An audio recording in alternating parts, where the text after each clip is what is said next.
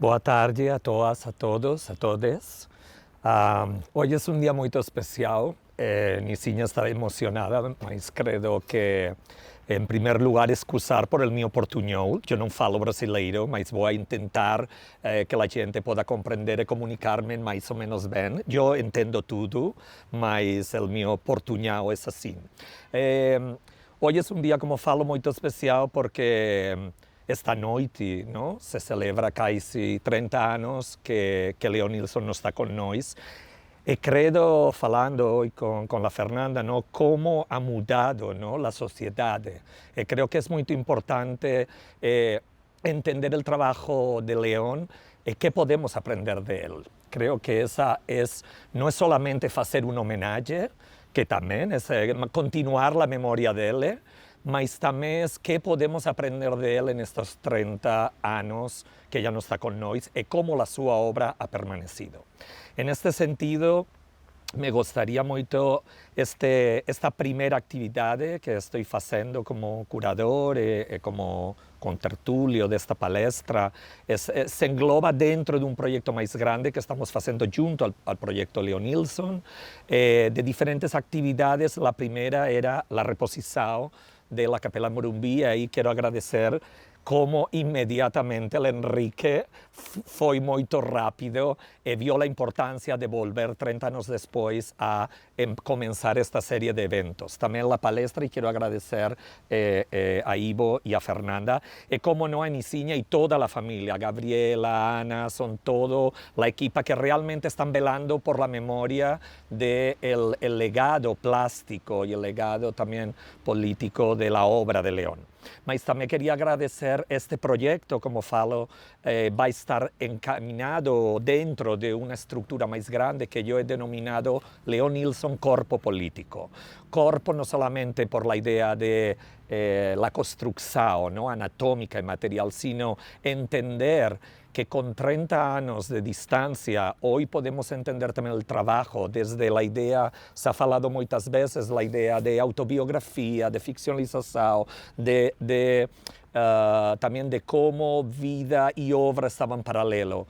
Mas muitas vezes se esquecia, não, de a ideia que León também, e para mim, Leonilson é um artista para mim imediatamente político, quizá porque sou gay, porque he crescido com o medo da pandemia del SIDA, porque estamos agora, depois de 30 anos, passando a segunda pandemia del vírus del SIDA, voltamos ao vírus del COVID, incluso Leonilson, agora em la mostra importante em Berlim, em Malmö, sofreu também.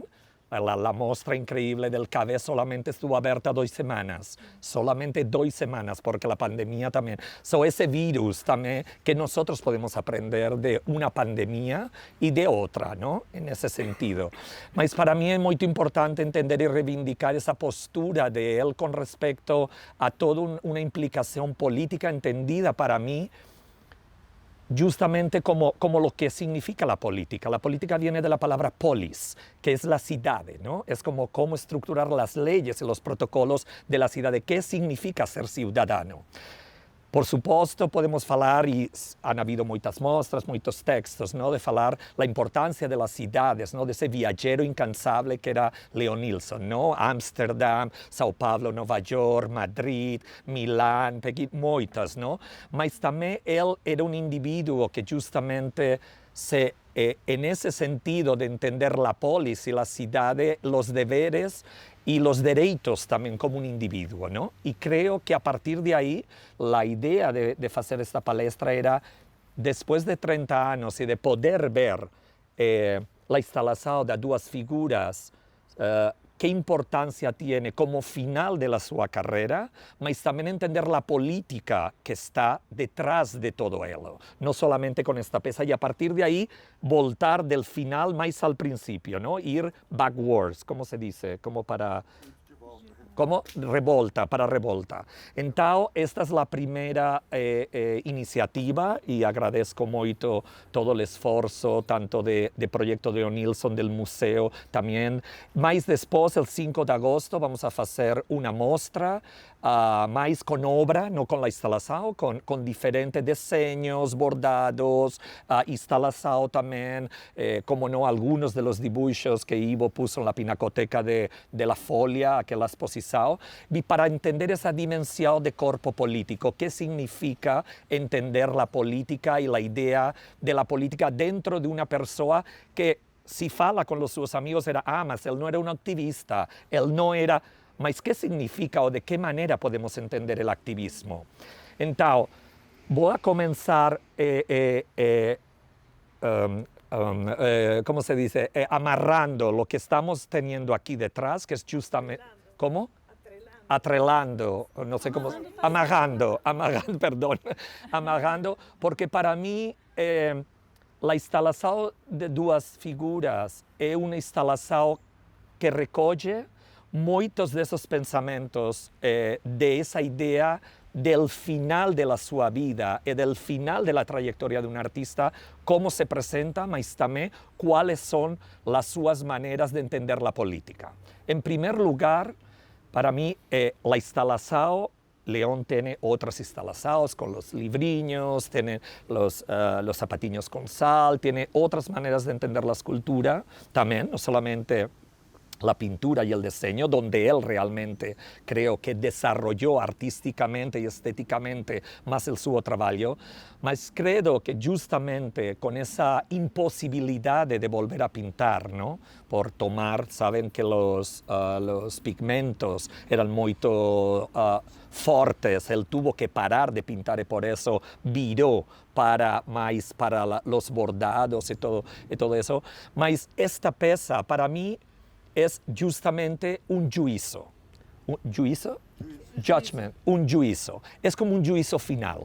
Yo siempre pienso que la capela, si entendemos que Miguel Ángel hace el juicio final en el Vaticano, él hace de una manera totalmente laica, casi, una capela, mas es un juicio final de él en primera persona, mas también de todos nosotros, de la sociedad.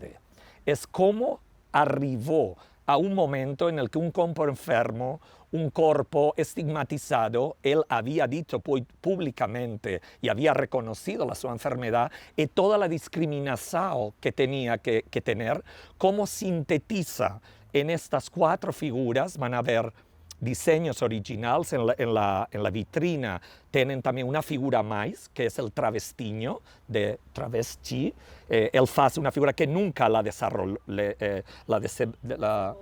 desenvolveu. Él hizo una quinta figura, mas también se queda, no sé, yo pienso que no sé si esa figura voltó la segunda, ¿cómo se dice?, tela que está con el Lázaro, mas lo que podemos ver es que los últimos años de la carrera de León, del 91, 93, toda la parte mítica, onírica y sobre todo de mítica en el sentido de los Atlantes, del Homero, ¿no? De esa cosa de Ulises. Lémbrense del Ulises fresco, ainda no está publicado, ¿no? Esa especie de grabaciones, etc. Esa idea mitológica que tiene también mucho que ver con la transvanguardia italiana y retomar toda esa idea, ¿no?, en la pintura de los 70, mas entender que viró justamente de una manera mucho más mítica en el sentido religioso.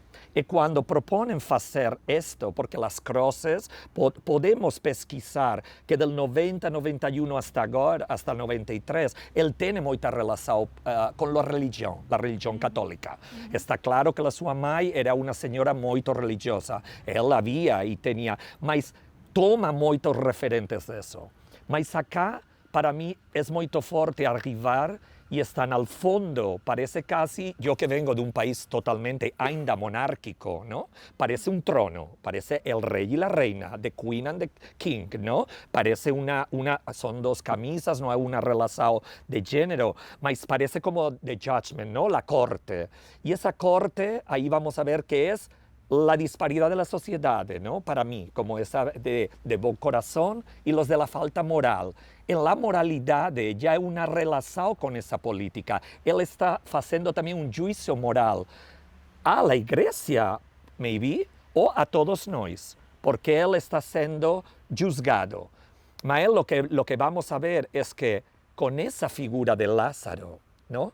Él va a resucitar, toma la historia de Lázaro de Betania, el hermano de la Biblia, es con los evangelios de San Juan, ¿no? Lázaro era el hermano de Marta y María, y él visita varias veces Jesús, ¿no? Porque tenía una amistad con él, pero va a visitar ya cuando se murió.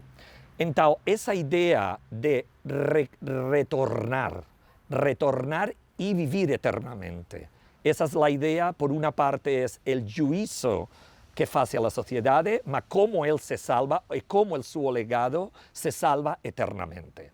Y sobre todo con la otra figura que son los delicias, de qué manera también no está cuirizando el lenguaje, que ya lo hacía, tiene para mí mucha relación con Los Dedicados, esa serie que tiene que ver con los sus amores, ¿no? Releyendo estos días la bibliografía, ¿no? Una frase de Adriano decía, el oro, ¿no? El oro para Leo Nilsson era el amor. Cuanto más oro tenía, con más riqueza era, más estar enamorado, ¿no? Como tener esa cuestión. Y esas delicias para mí condensan ese, que también puede ser todos nosotros, todos esos copos vacíos que pinta, donde o negros, o homosexuales, os judíos, las mujeres. Por supuesto que ahí son los amantes, ¿no? Son esa pulsión sexual y homoerótica que estaba totalmente discriminada, ¿no? Y en ese sentido, me gustaría que lo miráramos desde ahora, cómo ha trocado, ¿no? Ahora hasta los homosexuales podemos estar casados, ¿no? Mas ainda también hay mucha discriminación de otro tipo. ¿Y qué podemos aprender? Creo que es importante entender de qué manera León es un activista desde la sua persona, desde una manera personal, y a partir de ahí, ¿qué podemos entender y verlo a partir de ahora? Perdón que me extendí mucho y voy a pasarla con esa introducción. No, es una conversa. A gente pode ajudar a responder as perguntas. No, porque también cuando estábamos hablando con Ivo y con Fernanda, para mí también me interesa, es muy importante. Ivo, una persona que lo conoció, que fue amigo, que estuvo al principio del proyecto, que hizo la muestra sobre la folia, que invitó juntos a Adriano a hacer, es algo que ha acompañado, ¿no? Y por otra parte, alguien totalmente joven, una académica, una pesquisadora que no conoció, mas que desde la teoría de género y otro puede mirar y podemos aprender. Y creo que es interesante esta conversa por eso. Ivo, perdão.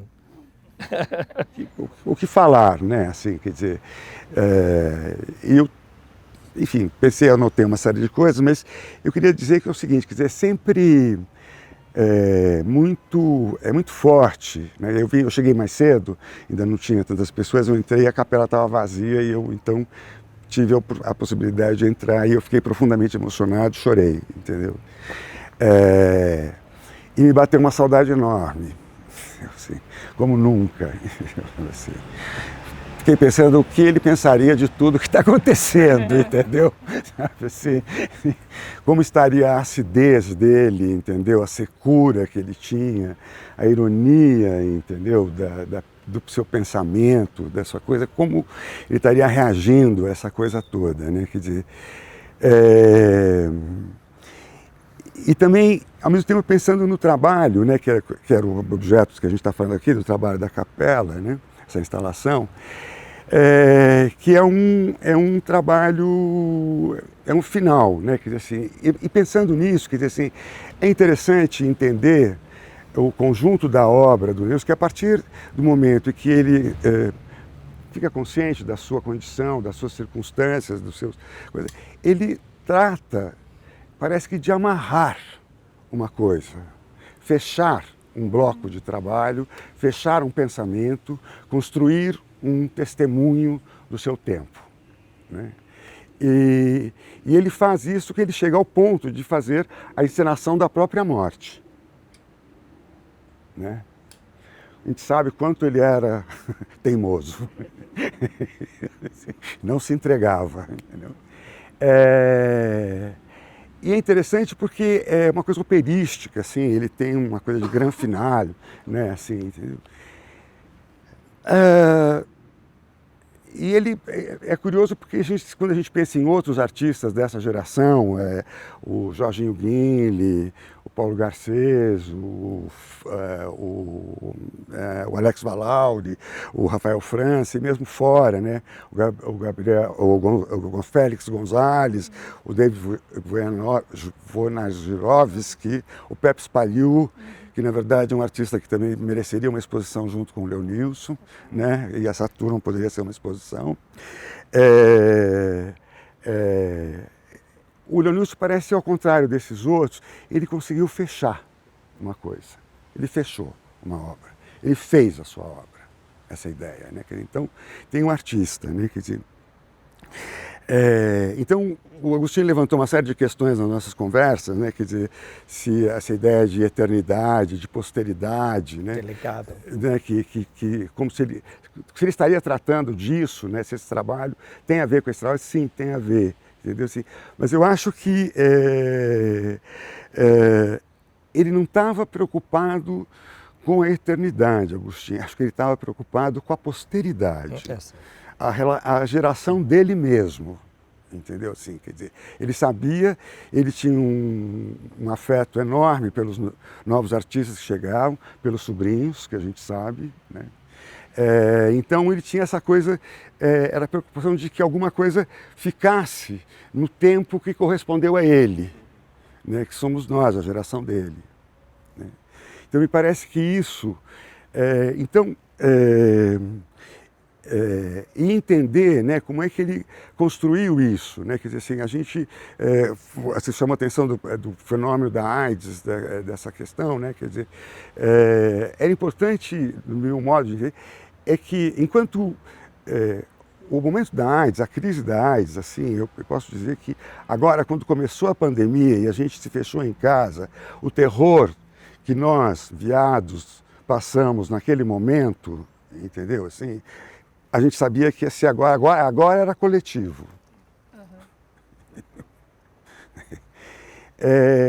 Mas naquele momento da crise, na segunda metade dos anos 80, princípio e anos 90, né, quer dizer, havia um ativismo em torno disso, né? Principalmente nos Estados Unidos, o ACT UP, o Grand Fury, foram movimentos, e que é interessante a gente perceber hoje, né? Quer dizer assim, que se o feminismo, né, abriu caminho para os movimentos de gênero, de identidade, né? Quer dizer, a crise da AIDS colocou a questão da homossexualidade no centro do debate, né? Então, e era muito interessante, né? Quer dizer, era muito tenso tudo, um horror, mas tinha uma coisa de que tinha uma coisa de pecado acusada junto, que era jogado nessa arena naquele momento, entendeu? E que, na verdade, quer dizer, então, no caso, por exemplo, enquanto você tinha movimentos lá fora, coletivos, o Leonilson foi meio uma voz solitária aqui, entendeu? Ele tinha o apoio dos seus amigos, tinha o apoio da sua família, das pessoas, mas ele foi uma voz solitária, ele se entregou, entendeu? Ele fez disso, esse gesto, ele abriu, né? E eu acho que com isso, ele é que está o grande gesto político dele, aí é o lado do militante, entendeu? Assim, que eu acho que é onde ele foi um militante. Ele não precisava falar que era, entendeu? Tem uma coisa que você não... Né? Seria até vaidoso, talvez, se ele falasse. Ele era bastante. Ele era bastante. Então, e também entender que o sentido que tinha tudo aquilo, assim, naquele momento, entendeu? O que fazer aquele trabalho naquele momento representava, assim, de risco, de transgressão, de paixão, né? E é muito interessante, assim, a gente pensar que quando a gente escuta justamente, ou leu algumas das transcrições do Ulisses, por exemplo, né, a gente entende, vê, né, que ainda que ele fosse tímido, pudesse ser melancólico, entendeu? Sentir-se rejeitado, mas ele viveu intensamente aquilo, tudo, entendeu? Assim, que o trabalho mostra é que tudo valeu a pena, entendeu?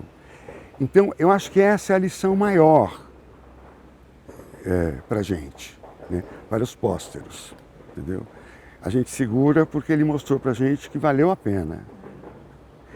Então, o que me causou, assim, fiquei pensando nisso, entendeu? Assim, um pouco me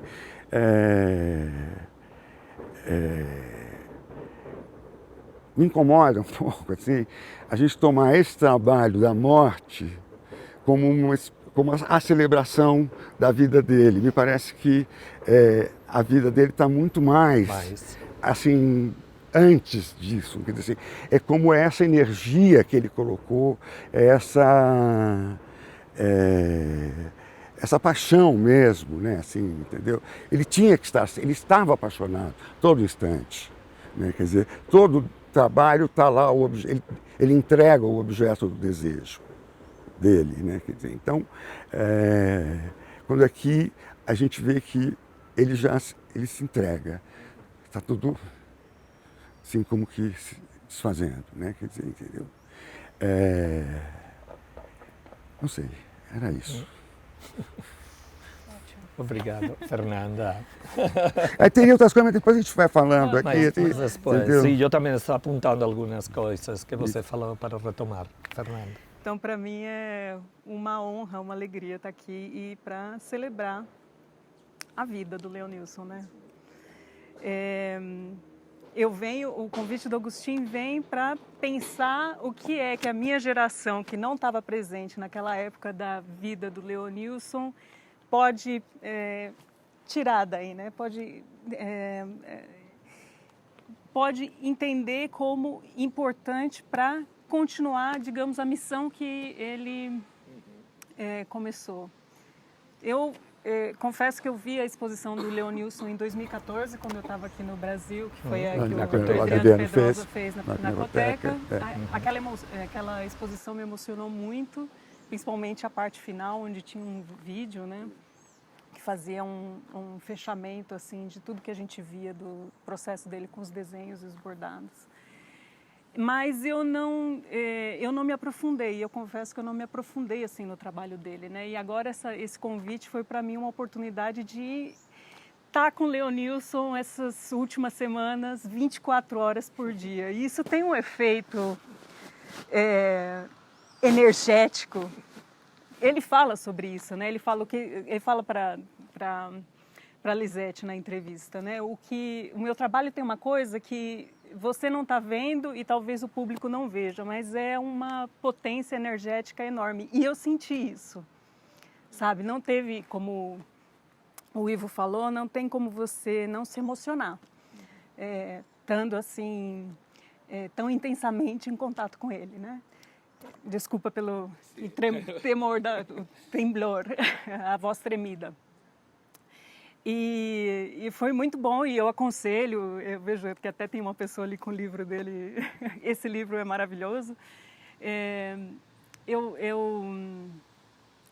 Eu pude rir, né, assim, das sacadas que tem no trabalho dele, que são maravilhosas, né? Ele é realmente um pescador de pérolas, ele consegue com o desenho e a palavra transmitir um efeito de ironia, de crítica social, que eu acho que poucos artistas, ou não da forma que ele faz, é singular a forma que ele consegue fazer isso, né? E ri e também chorei, né? Chorei porque me deu vontade de ter conhecido essa pessoa realmente, sabe? De fazer o que eu faço hoje em dia, e aí eu vou falar um pouquinho do meu trabalho, que poder entender o que fica da memória do corpo desses artistas que tiveram tão ativos nos anos 80, né? a minha pesquisa, eu parto da minha pesquisa por um modo de vivência, né? Eu tenho estado muito próxima a grupos que trabalham com pós-pornografia, BDSM, diferença sexual, diversidade sexual, diversidade de gênero. E eu sempre fico me perguntando o que dessa geração nossa que está ativa hoje não tem de memória, ou como encontrar no passado uma memória ativa das pessoas que estão fazendo, que estão elaborando essas práticas hoje.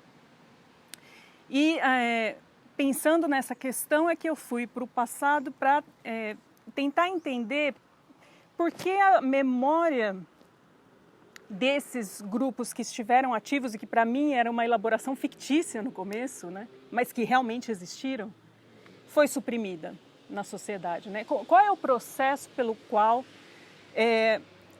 as coisas que aconteceram no passado e que são de dissidência sexual e de gênero não chegam de forma tão ampla no nosso presente, né? Por que a gente tem essa história sempre cortada? Parece que tem um Leonilson aqui nos anos 80, depois passa uns anos 90 assim vazio, e depois tem outro personagem singular e majestuoso e que merece atenção, mas não existe uma memória, digamos, que esteja plasmada no social, né, no coletivo.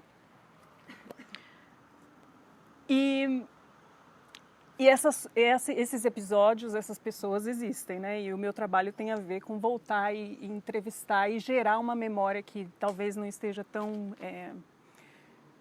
tão disponível quanto está a do Leonilson, né? E que vale a pena ter para si, mas que não formam um tecido. Então, como formar esse tecido, né? E esse meu trabalho, eu sempre procurando partir do meu próprio corpo, né, para voltar e fazer essa pesquisa, eu sempre tive muito mais interesse em pensar, em procurar iniciativas coletivas, né, como que pessoas que trabalhavam dissidência sexual puderam trabalhar coletivamente. Então, Leonilson não entrava para mim nesse mapa, porque é uma pessoa trabalhando solitariamente, né? E eu tentava sempre ir atrás desses grupos. Mas, lendo o Leonilson, eu me dei conta que é um erro metodológico meu absurdo, gravíssimo. Porque o Leonilson, ele vai trazer para a gente um sentimento, uma vivência que é coletiva, mas que muitas pessoas não tiveram a capacidade que ele teve, e aí a importância do artista de expressar. Né? Ele tinha o dom de expressar isso e expressar de uma forma que para a gente pode parecer simples, né? Com os desenhos que ele mesmo diz que ele se sentiu muito mais à vontade quando ele deu liberdade para o traço dele, ou quando ele deixou de querer copiar os estilistas da alta moda e falou, não, eu vou fazer o bordado do meu jeito, eu vou libertar o meu traço, eu não vou seguir modelos, eu não vou me ater a um formalismo que exige que a obra tenha uma determinada finalização. Eu vou me libertar e vou expressar do jeito que eu acho que tem que ser expressado, né? E eu acho que no final da vida dele, né, que você fala dos anos 91 a 93, eu acho que fica mais evidente essa liberação dele, né? Esse sentir-se à vontade. Eu achei tão bonito quando ele fala que você sabe que você se encontrou numa prática quando você se sente feliz e à vontade de praticá-la, de fazê-la. E era assim que ele estava se sentindo, né, nesse período final da vida. Então, o que eu vejo assim no Leonilson é que pode ser uma pessoa única fazendo isso, mas ele representa uma coletividade e ele expressa algo que talvez nem todos puderam expressar ou não puderam expressar em conjunto, mas a coletividade está nele, né? A militância está nele. Ele fala, eu fiz o meu próprio ACT UP, né? Porque ele sofreu as consequências da pandemia, né, da AIDS, mas é o que o Ivo falou, ele não se rendeu. E isso vai além da questão prazer pelo prazer, do hedonismo. Eu acho essa palavra assim, muito simplória para o que ele realmente viveu, porque ele defendeu o prazer praticamente como militância, né? Ele falou, não, tudo bem, existe a pandemia, mas eu não vou me eximir da minha forma de ser por causa da pandemia. Eu vou continuar vivendo e talvez o vírus esteja à espreita, mas eu não vou me tolher por causa disso, eu vou continuar essa vivência. Então, quando você fala, quando você fez essa proposta, né, de recuperar o trabalho de Nilson como corpo político, e agora você falou de Polis, né, eu sinto que esse corpo político dele está nessa militância que é não se render, não se tolher, não suprimir a sua forma de ser, mesmo com todas as pressões ao redor, sejam elas sociais, estigmatizantes, da questão da pandemia, né, da crise da AIDS, ser quem você é, né? E aí o trabalho dele aqui na capela me remete a essa forma de resistência como afirmação do ser, né? Você falou que vê como um fechamento do trabalho dele. Para mim é uma abertura. Para mim é como se começasse tudo a partir daqui. Olha só. É muito diferente, porque, por exemplo, eu vou dizer a minha interpretação aqui, eu sei que vocês... Acho que talvez o problema da gente seja conhecer a biografia, entendeu? Já ter conhecido a biografia, ter conhecido o personagem. Vai lá. Olha, vocês me perdoem se eu estou me alongando, mas eu vou falar sobre a minha interpretação. E eu sei que muitos de vocês já alertaram que o trabalho do Leonilson não é para ser interpretado, que as pessoas tenham liberdade de se aproximar dele da forma que querem, com a sua própria experiência. Mas eu vou falar da minha interpretação aqui. Leonilson me fez voltar a ler a Bíblia depois de 20 anos. Me fez abrir a Bíblia para ver no livro de João a questão de Lázaro, né? Eu vejo ali naquela palavrinha pequenina que ele colocou ali, né, naquele bordado, Lázaro, que é a mesma que David Bowie usa, né, nesse processo final da vida, né? Ele faz a canção Lázaro. Porque é muito significativo, não pelo que pode permanecer, né, do trabalho, mas pelo efeito que essa permanência tem que causar. Porque na questão de Lázaro, quando Jesus era amigo de Lázaro, né, Marta e Maria, as duas se encontram com Jesus para pedir para que ele tivesse feito alguma coisa, né, para que Lázaro não morresse. Porque estava enfermo. E assim, a visão religiosa mais tradicional, que é a que eu tive e me desfiz, vai dizer que a ressuscitação de Lázaro é para a glorificação de Deus, né? É para mostrar o todo poder de Deus. Mas tem a outra parte que Jesus fala que ele vai ressuscitar Lázaro, mas para a conversão dos judeus incrédulos. E aí eu fico pensando, putz, tem muito a ver com... Está dizendo que tinha um marketing ali, assim? Óbvio que tinha, se você ler, tá lá esse marketing, gente. Mas a figura de Lázaro, eu acho que Leonilson recupera essa figura de Lázaro pela possibilidade de transformar corações. Essa figura do coração pode soar brega, mas é uma coisa que está lá, o coração está lá também, é verdade. O coração está lá, o coração está lá. De bom coração unos é de falsa moral. Sim, e que tem que ver com isso, com alguns que estavam esperando justamente de fazer algo por o seu amigo, pero los otros como, não é você Deus, faça o milagro, a ver se realmente é você. Então, eu creio que sim, aprende essa figura de Lázaro justamente por essa, também, não? Como está dizendo, por essa conjuntura de como mirar desde as duas partes da religião. Sim, sim. Mas tem uma coisa que é de uma esperança profunda dele nessa instalação, né? Porque ele está esperando que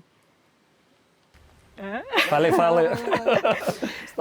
Tem a coisa do púlpito, né? Que tem o julgamento está no púlpito, né? É da falsa moral e do bom coração, os braços estendidos, né? Aqueles que vêm com os braços estendidos com o bom coração e a falsa moral, né? Para julgar e para tentar oferecer uma ajuda, mas que a gente sabe que é falsa, né? Aí tem a arara, com aquele trabalho magnífico que são as camisas iguais, interconectadas de uma forma que são um corpo único. Aquilo, para mim, não tem outra, não tem uma representação melhor do corpo homossexual que aquele. São duas camisas masculinas, estão interconectadas, é um corpo único ali, né? E aquele é Lázaro.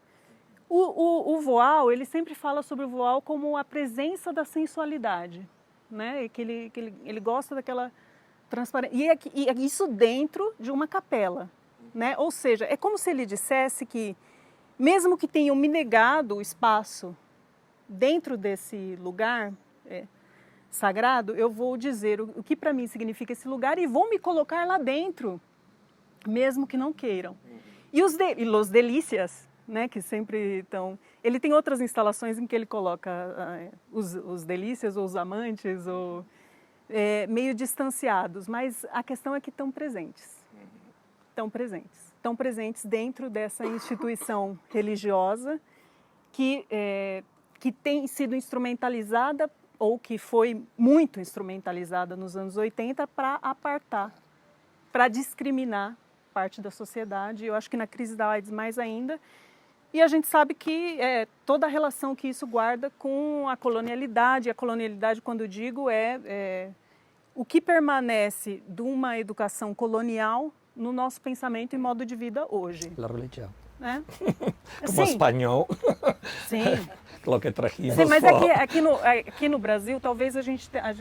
É um país que ou pelo menos há uns anos atrás ainda era considerado de maioria católica, mas que as pessoas podem nem se considerar praticantes da religião, mas existe uma educação internalizada que vai fazer você ler a sociedade a partir dessa educação cristã, né? E isso acaba definindo relações e discriminações e estigmas. Bom, enfim, basicamente isso, mas eu agradeço novamente a oportunidade de me aprofundar. Assim. Mas vamos a continuar, porque Ivo tinha a sua... Eu achei muito bonita a sua leitura do trabalho. Sim. Nossa, eu nunca tinha pensado desse jeito. Outra coisa, agora que você falou de novo, desculpa te interromper, mas tem a questão dos anos 90, tinha uma discussão muito forte sobre a questão de sair do armário.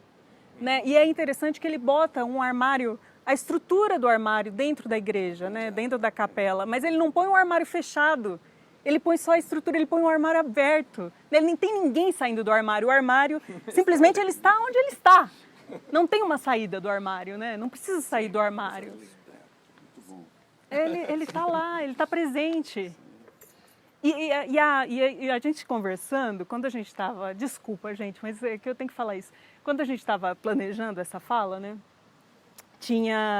A gente estava discutindo sobre o que cada um ia falar e qual ia ser a tese. E eu falei que eu ia falar sobre a questão da religião e a colonialidade. Mas aí depois eu me dei conta que para o Leonilson, gente, o Dinilson deve estar presente em algum lugar também. O Leonilson, ele maneja esse repertório, ele não se desfaz desse repertório, ele manipula esse repertório religioso, né? Não tem uma negação. Eu acho que porque quando o Agostinho levantou, por exemplo, nos pontos a questão de profanação, essa coisa, eu acho que é muito pelo contrário. Ele vai no cerne da questão do cristianismo, a compaixão, a caridade. Ele vai falar, eu quero o amor real. Entendeu? Exatamente. Mas ele faz aquele coração. Ele utiliza as ferramentas del cristiano para voltarlas de outra maneira. Quando eu digo profanar, não é solamente como uma coisa de... hacerlo laico, utilizarla, no es una cuestión, ¿cómo se dice en la religión? Cuando você está profanando en el sentido de haciendo algo malo, sino que simplemente aprende las suas estructuras para voltarlas, para invertirlas, ¿no? En el double meaning, ¿no? Essa ideia de inversão, ¿no? Então, eu acho que tem uma lição, assim... radical do trabalho dele, que é mostrar como a religião em si é hipócrita, mas a ligação espiritual é máxima, é divina, é o que é necessário. É quase como se fosse assim, um ateu cristão. Como um ateu cristão. Um ateu cristão, entendeu? Total. Sabe, assim, acho que isso é bem brasileiro. Isso acho que é bem brasileiro. Entendeu? Ser um ateu cristão, entendeu? Porque os princípios são, digamos, né? E é isso. Mas não precisa ficar... Falando justamente da instalação que estamos neste momento, para mim é uma figura e também uma estrutura que me gostou muito, o que você falou desse armário, del closet, mas que também é como a tumba de Lázaro, não? É como que saiu, não? Para mim é o closet, essa ideia, mas sempre me resulta... me conmove la idea de ese manto, de esa especie de saya, ¿no? Larga, de ese voile, que lo vemos en otras peças de él de los años 90, ¿no? Esos vestidos, ¿no? Esa cosa más femenina, ¿no? Bordada. Mas acá, una lectura que yo puedo hacer, hay dos ideas, ¿no? La primera es que el famoso, y eso también tiene que ver con la lectura que se hace desde la orientación de género sexual también de la propuesta, porque él pone por una parte los delicias, que son esos amantes, esos hombres, ¿no? que la pasión, ¿no? que la pasión que él tuvo. Mas también está esta figura que no la hizo, que es el travestiño, que era un boal con una especie de bra y unas plumas, feathers, con plumas, mas desaparece y aparece esta especie de, que yo puedo leer, la mi interpretación es esta saya, como una cosa más femenina también, o que esa fue la sorpresa el otro día cuando Nicinha, la gente del proyecto, estábamos montando la pieza, yo me di cuenta que realmente simplemente es con lo que envuelven los, como lo de Torino, un sudario. Es como un sudario, es largo y después, yo nunca lo había interpretado, pero la tela va sozinha, está separada, no está cosida, es simplemente deixada. Entonces, no sé cómo interpretar, si es la saya realmente o que tiene que ver con esa idea de la protección, porque Leo Nilsson también tiene muchas trabalhos con la montaña protectora, el no sé qué protector, siempre tiene como esa idea de proteger, que después también es esa lucha, ¿no? ¿Cómo? El cobertor, mas también es esa lucha que después la crisis del SIDA hace con la comunidad gay o con la comunidad queer, que es también el preservativo, la camisinha, la protección, ¿no? Está todo el tiempo con ese back and forth, ¿no? Y a partir de ahí, una cosa que yo quería poner sobre la mesa es que para mí una de las, después del 2020, que pasamos esta pandemia, es una de las cosas que más aprendimos, que quizá cuando usted habló de la crisis del SIDA y cómo los movimientos, ¿no? ACT UP y todos los movimientos de enfermos o de gente que tenía VIH, fue la idea de tener y luchar por los derechos del cuerpo enfermo. Algo que después desapareció y ahora podemos entender desde las políticas de cómo entender el cuerpo sanitario y las cuestiones de mental health issues, las cuestiones de el capacitismo, no sé aquí, no sé si lo estoy falando, el capacitismo now, o sea, la gente que tiene otro tipo de corporalidad, otro tipo, entender más ese otro cuerpo, esas otras maneras de vivencia, o con una enfermedad crónica o con otro tipo de morfología, y entender, y creo que si você ve muchos trabajos, no sé, estoy pensando en Caroline Lazar, ¿no? Esta artista americana que tiene una condición, una enfermedad, y todo su trabajo es la lucha también que tienen que hacer esos cuerpos para estar y de qué manera proteger esa diversidad, no solamente la sexual, sino también de entender el cuerpo. Y creo que en ese sentido, ahora, entender ese cuerpo enfermo, debilitado, frágil, que todo el tiempo él lo reivindica en los últimos años, es algo interesante de volver a retomar desde ahí. Mas quería hacer ya para la última intervención era retomar a ideia que você falou da coletividade. É uma coisa que você faz, porque você disse que a maneira em que podemos reivindicar Leon Nilsson, você estava errada de entenderlo como uma coletividade, mas, ao contrário, essa coletividade está em uno. E eu iria mais longe. Leon Nilsson, já a nível artístico, estuvo con colectivos, con la Leda, con tal, compartiendo esto. No fue una persona de primeras que se separó. Él tenía el suo discurso e la Leda muitas vezes fala, não? Ele era muito arrogante, eu quero fazer isso e o outro não. Não? Isso lo fala muitas vezes. Mas ele já tinha uma coletividade. Mas a segunda é mais forte para mim, e además está aqui Jan. Para mí es más fuerte, él tiene una familia a la que retorna, mas él también construye una familia con otros dos hombres que son una pareja, es una colectividad, es una parte importante de la exposición de corpo político que veremos en Almeida Dale, va sobre eso, de qué manera es una estructura. Esa es una estructura de vida con dos compañeros, no son dos amantes, mas esa es una colectividad. Y él no la esconde, él la pone, él la pinta. Son siempre tres cabecillas pensando, tres cabecillas cada uno. Y eso es muy lindo, los cuerpos que se enferman y lo cuidan. Y después la familia también cuida, mas son otra manera de familia. Y eso es muy radical. Entender que justamente tres hombres juntos forman una familia es otro tipo de familia, mas es una radicalidad.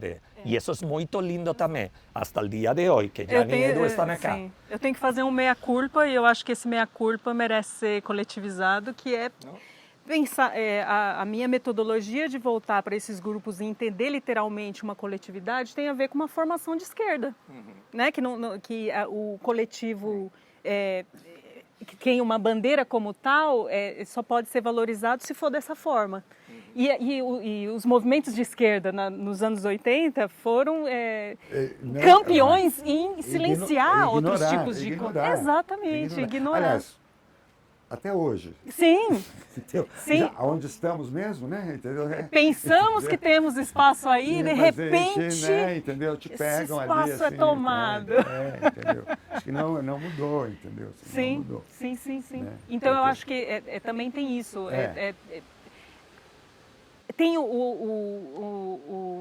o aprendizado de metodologia que vem a partir do próprio estudo da prática do artista, da vivência do artista, da forma de vida desse artista, né? Que é uma coisa que acho que para a minha geração é o que fica e que não pode ser apagado, tem que ser levado para frente, né? Aprender com essa forma de vida, vivência e produção desse artista.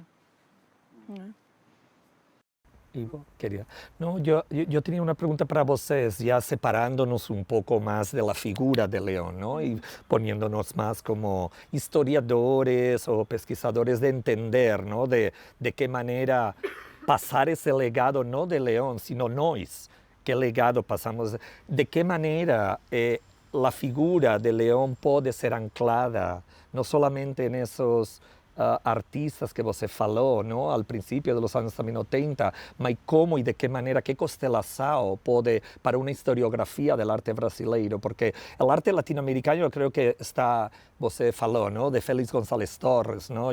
Para mim, há dois peças muito importantes que são o Perigoso, ¿no? de Leon Nilsson com La Sangue, e depois os trabalhos da sangue de Félix González Torres, onde ele faz justamente, mas é uma geometria, parecem dois artistas muito diferentes, mas estão falando de los mismos, de los dias e da enfermidade. E as pinturas de casta do General Idea. Sim, e também. Também, as pinturas de castas. Sim, mas também, yendo mais para el contexto local, ¿no? ¿Con quem entronca? ¿Con quem vocês pensam que pode, ou que parte de Leon Nilsson está agora, se pode ser leída de uma maneira neste contexto de colonial, neste contexto de las políticas de los afectos, ¿no? Porque ele todo é afecto, é amor, é paixão, é amistade, é todo o tempo, não? Ou seja, com que outros artistas podem, queer ou não queer, podem também fazer como uma relação histórica ou mais contemporânea. Não sei, é como... E também como para lançá-lo, não? Como mais... Eu acho que uma diferença que assim, me parece hoje, assim, de outros artistas, digamos, queer, coisa assim, é que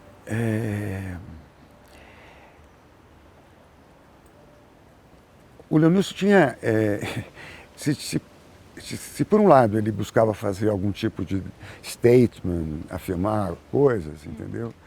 Ele também tinha uma preocupação com a linguagem, né? Quer dizer, então essa coisa do desenho, da palavra, da cor, da pintura, né? Assim, e